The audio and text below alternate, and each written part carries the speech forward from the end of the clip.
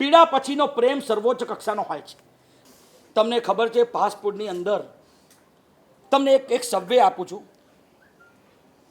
નામ છે એ વૈજ્ઞાનિકનું શફીક ખાન.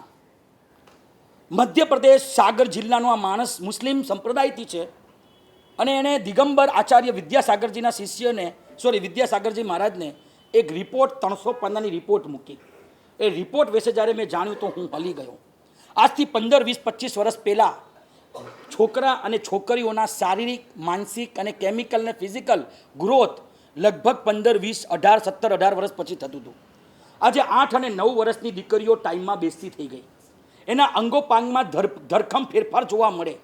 એનું માનસ હજી બાળ છે પણ એનું શરીર પુખ્ત વયનું થતું દેખાય છે આપણને. બોલો મારી વાત સાચી છે બહેનો કે ખોટી છે?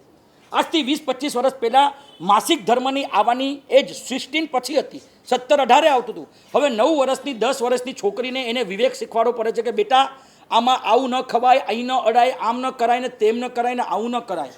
આનું કારણ શું? અને એ શફીક ખાને એક રિપોર્ટ તૈયાર કરી અને એ રિપોર્ટની અંદર એણે એ જે તારણો આપ્યા છે એના કેટલાક સેમ્પલ તમને એ રિપોર્ટના આપું, તમે હલી જશો. મારા સાહેબ, એક ઓક્સિટોસિન કરીને એક ઇન્જેક્શન આવે છે. દૂધાળા પશુઓને વધારે દૂધ આપી શકે, જેની કેપેસિટી 3-4 લીટરની છે, એની પાસેથી 15-20 લીટર દૂધ લેવું હોય તો એને 250 કે 500 ml ઇન્જેક્શન આપવામાં આવે ઓક્સિટોસિનનો.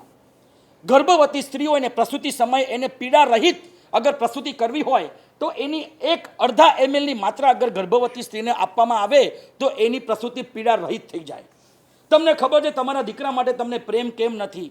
કેમ કે તમારે હવે પ્રેગ્નન્સી છે ને સિઝેરિયનથી કરાવી છે. તમને કોઈ પીડાજનો અનુભવ જ નથી. પીડા પછીનો પ્રેમ સર્વોચ્ચ કક્ષાનો હોય છે. કોઈ પ્રેમને પામવા માટે પીડા ભોગવવી પડે ને તો એ પ્રેમ અવલ કક્ષાનો હોય છે. તમારા દીકરાઓ માટે તમને પ્રેમ જોઈએ એવો જાગતો કેમ નથી? કે જન્મમાં તમે એની કોઈ પીડા ભોગવવા જ તૈયાર નથી. ડૉક્ટરો બસ એમ કહે દે સિઝેરિયન કરાવો, નોર્મલ નોર્મલ નોર્મલ, એમાં ઇન્જેક્શનો આપી દે એ લોકો. 3જા નંબરની અંદર દૂધી આવડી હોય, એને કલાકમાં આવડી મોટી કરવી હોય, ઓક્સિટોસિનનો ઇન્જેક્શન નાખી દો, આવડી મોટી થઈ જાય. મેડિકલ ને કેમિકલ સાયન્સનો કોઈ પણ જો સ્ટુડન્ટ હોય તો એને ખબર પડતી હશે કે ઓક્સિટોસિન શું કહેવાય. એ ઓક્સિટોસિનને તમારા યંગસ્ટર અને ટીનેજ છોકરા છોકરીઓને આકર્ષવા માટે, એના જીભે વળગાડવા માટે, એને આદત નાખવા માટે આ ફાસ્ટ ફૂડવાળાઓ ઓક્સિટોસિનના કેમિકલ એ લોકો ફાસ્ટ ફૂડમાં નાખતા થઈ ગયા.